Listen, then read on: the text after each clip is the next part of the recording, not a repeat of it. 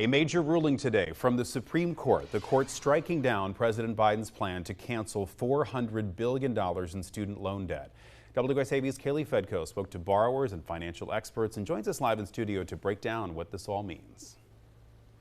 This decision affects 43 million borrowers whose payments have been put on hold since March of 2020. I spoke with a few of them today, but first, let's take a closer look at the High Court's ruling. The Supreme Court Friday rejecting President Biden's plan to cancel $4 billion in student loan debt. Now, 43 million borrowers will have to begin repaying their student loans, something wealth advisor Wendy Wallace says could be a burden to some. Those payments are supposed to resume this September, and the way the economy and everything is, this year alone, Americans have basically acquired $1 trillion of debt and credit card debt. A recent college graduate telling me she's in a state of shock. I think it's just this feeling of, well, what now? Well, what now? Because it's always figuring out how to pay that next bill or how to pay that next student loan payment.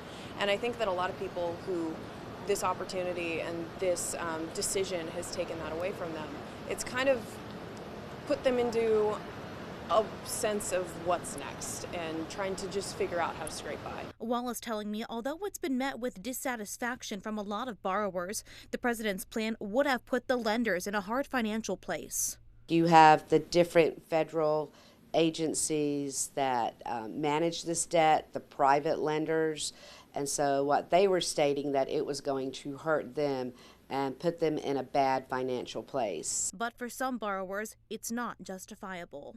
You look at student loans, they're so expensive. I mean, I know folks that are still paying them off and they're in their 40s. So it's something you're saddled with for the rest of your life, and it's in some cases, and I really do think that there's people that will struggle when it comes to affording these kind of bills. But according to Wallace, there are ways to ease an impending financial burden. Well, a lot of times people will have a student loan and they can basically get them, I'm trying to think of the word, consolidated and get them to relook at that interest rate they're paying. So that definitely, because some people have student loans here, or here, so they can consolidate all of those and try to get a lower interest rate. Now, just a few hours ago, President Biden announced the White House's next tactics for student debt. Those include a new approach of forgiveness under the Higher Education Act and the creation of a temporary 12-month on-ramp repayment program. Kaylee Fedko, WSAV News 3 on your side.